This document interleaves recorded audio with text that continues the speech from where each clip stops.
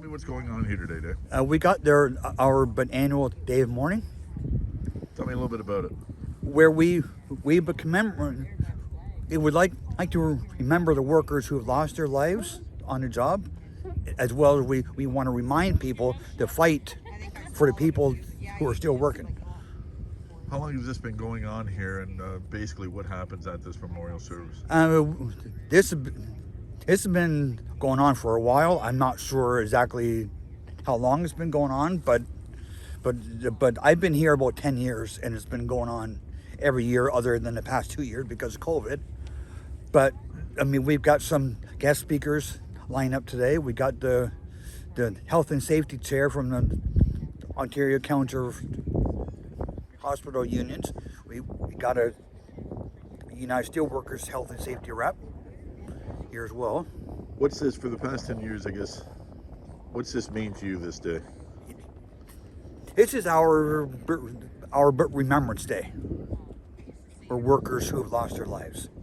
And one life is a bit too many to lose on a job. Is it getting better? Meaning, are new laws coming out? Like, are they coming out fast enough? Are things getting better or worse with this? Well, I mean, new laws are out, such as the West Stray law. But the thing is that the courts are not, or the governments are not clamping down but on violators. I mean, one death in Hamilton about a year ago, it gave the company a $500,000 fine. So is that what life is worth? It means a lot more to us here, and this is just one of many, but day of mourning is going on, but across the province today. Okay. We are located on the traditional territory of the Nishnawbek. The Northumberland Labour Council respectfully acknowledges that Mississauga Nation is a steward and caretaker of Mother Earth for all future generations. Good afternoon. We work exclusively with First Nations on economic and on resource development issues. She has an impressive political background, always promoting the rights and interests of Indigenous peoples. Marcia walks the walk and has spent decades working directly in First Nation communities. Marcia. Thank you very much, Dan. Good afternoon. I'm here in a support role. 6. He was taken from his family to attend 3 Indian residential schools operated by the Anglican Church of Canada. As a student, he was able to secretly maintain his Cree language. As a survivor, he would return home and exercise his traditional harvesting rights of hunting, fishing, and trapping. Elder Stephen received his formal education at Nipissing University, Trent University, and recently he was enrolled at the University of Lethbridge. He is at the Bajmoon Cultural Center here in Northumberland County. In 2012, he was bestowed the honor of elder through ceremony by the Maori people in their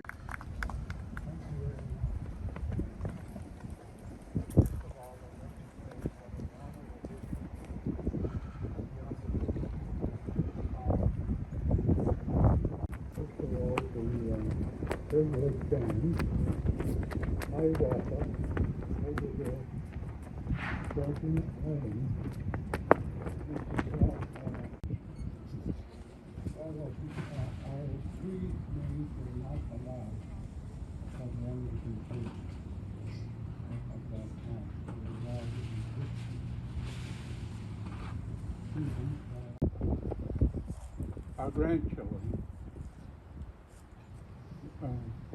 One of our granddaughters at one time came to us, or came to me, and when you have that paper, just put it in an envelope, and the next time you go to So this is people from healthcare, am I correct? And this is their stories. Now, it's very difficult for healthcare workers to speak out in public. They sometimes get in trouble with their employers. So I was asked to write a few words on the good and the not so good of how things were in long-term care the last few years. Well, here's my thought as a 20-plus year PSW. It has not been easy on the staff or the residents. Residents and staff both have missed their families and friends very much. No one wants to be the one to bring the pandemic to work, so we have been staying away from our loved ones too. The lack of staff, because of the staff having to work only one job, only made things even more of a struggle in an already hard situation. It was heartbreaking for families not to be able to come in and see their loved ones with the limited time that they have left. Residents miss seeing people's faces and their smiles. It has also been difficult for us to communicate with some because of the masks. On a good note, all staff from office to housekeeping to kitchen and activations all pitched in. I do know that we are all tired and can't wait to get back to normal.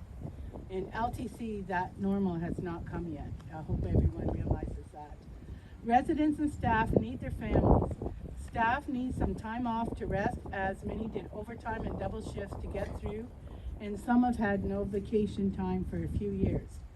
Our wonderful residents want to see people's faces again. COVID made it into many homes, and I believe that we all did the best we could to keep our residents safe and happy as we could in a very difficult time. I hope in the years to come, staffing numbers will improve so we can give our most vulnerable people everything they deserve. Story 2, should I say that one?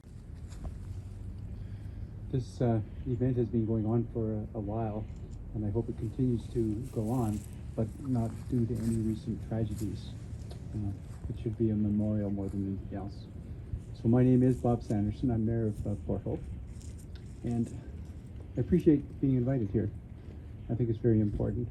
We go to a lot of events, and quite frankly, we probably categorize some higher than others.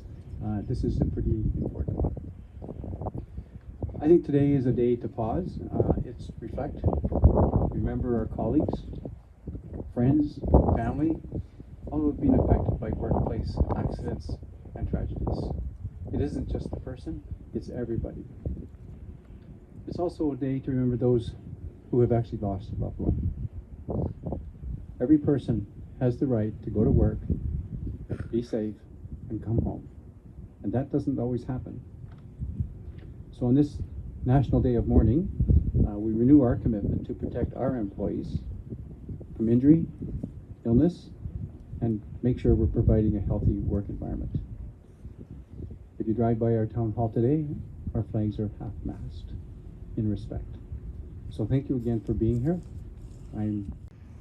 On October the 15th, Lorenzo, who owned a construction company, went to visit a work site before going home for his daughter's, Melissa's 20th birthday celebration. It's a milestone birthday, and his wife Lisa knew how to throw, in fact, a wonderful birthday party. He was looking forward to it immensely, especially the cake. But events at the site took a wrong and tragic turn.